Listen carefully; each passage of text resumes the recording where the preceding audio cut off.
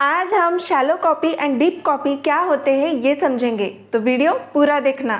Shallow copy and deep copy को समझने से पहले हम एक सिंपल एग्जांपल देखेंगे जिसमें हम ऑब्जेक्ट को कॉपी कर रहे होंगे और उस तरह से ऑब्जेक्ट को कॉपी करने से क्या प्रॉब्लम्स होती है ये समझेंगे और फिर उसके बाद shallow copy and deep copy क्या होते हैं ये समझेंगे।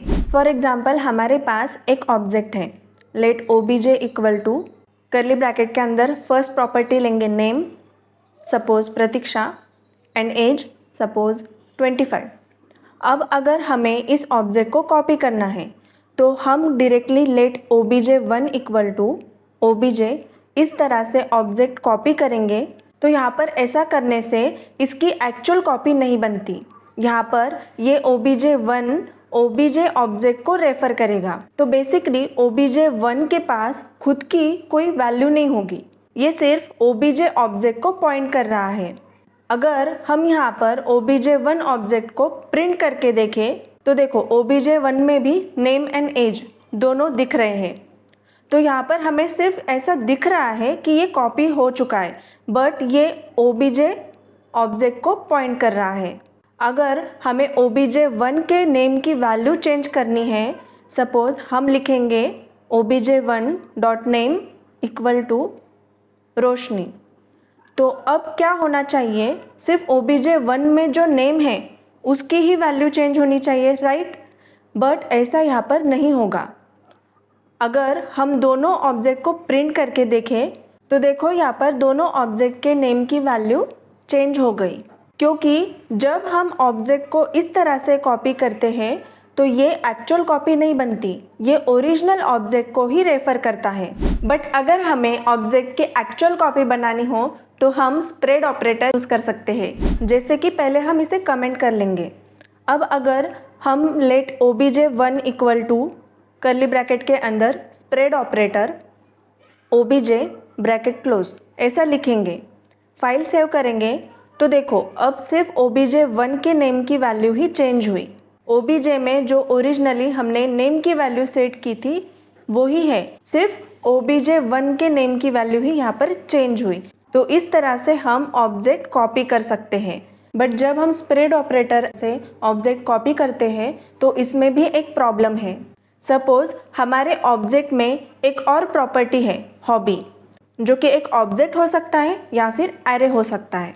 तो हम यहाँ पर ऑब्जेक्ट लेंगे एंड इसमें हॉबी नेम लिखेंगे, सपोज क्रिकेट, एंड एक और हॉबी लिखेंगे, सपोज पेंटिंग। अब यहाँ पर हमने स्प्रेड ऑपरेटर यूज़ करके OBJ1 में OBJ की एक्चुअल कॉपी बनाई है।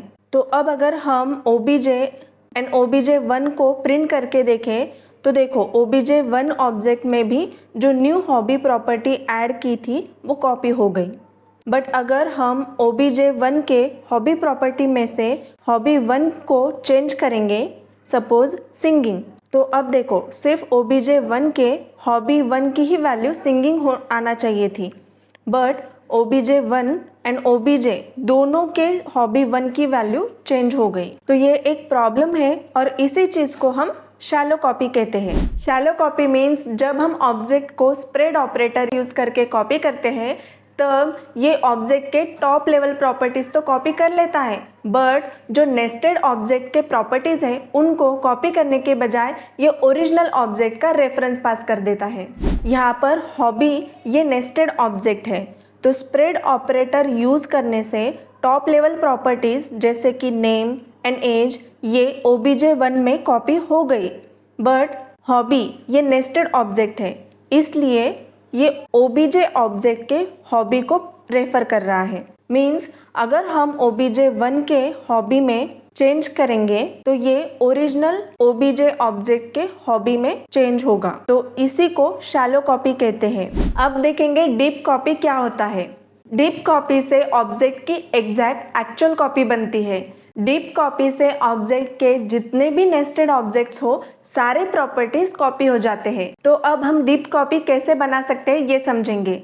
डीप कॉपी बनाने के लिए जावास्क्रिप्ट में एक पॉपुलर तरीका है जिसमें हमें सिर्फ 2 मेथड को यूज़ करना होता है, JSON stringify and JSON parse. इन दोनों मेथड्स की हेल्प से हम इजीली डीप कॉपी बना सकते हैं। जेसन स्ट्रिंगिफाई मेथड से हम ऑब्जेक्ट को स्ट्रिंग में कन्वर्ट कर सकते हैं एंड जेसन पार्स मेथड से जेसन स्ट्रिंग को ऑब्जेक्ट में कन्वर्ट कर सकते हैं। तो अब हमें ऑब्जेक्ट की एक्चुअल डीप कॉपी बनानी है। तो हम यहाँ पर let obj1 equal to JSON dot stringify bracket के अंदर obj ऑब्जेक्ट लिखेंगे।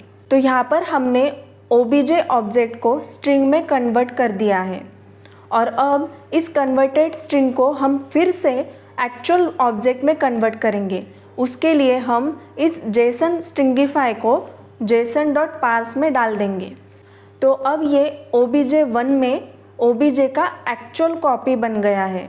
अब अगर हम obj1 को प्रिंट करेंगे तो ये ऑब्जेक्ट का एक्चुअल डीप कॉपी बन गया है। अब अगर हम obj1 में hobby1 की वैल्यू चेंज करेंगे, सपोज सिंगिंग, एंड अब दोनों ऑब्जेक्ट को प्रिंट करेंगे। अब इस केस में obj की वैल्यू चेंज नहीं होंगी। तो देखो obj में hobby1 क्रिकेट है एंड obj1 में hobby1 सिंगिंग है। क्योंकि हमने यहाँ पर पहले ऑब्जेक्ट को स्ट्रिंग बनाया, उसके बाद उसे ऑब्जेक्ट में कन्वर्ट कर दिया, तो यहाँ पर ये रेफरेंस नहीं बना पाया और फिर obj1 में कॉपी किया, तो इसलिए obj1 में एक्चुअल कॉपी है। तो इस तरह से हम डीप कॉपी कर सकते हैं। आई होप आपको shallow copy and deep copy क्या होते हैं, इन दोनों में डिफरेंस क्या है, ये समझ आया होगा। ऐसे ही वीडियो के लिए चैनल को सब्सक्राइब करो, बेल बटन पर क्लिक करो ताकि आपको लेटेस्ट वीडियो का नोटिफिकेशन तुरंत मिल सके।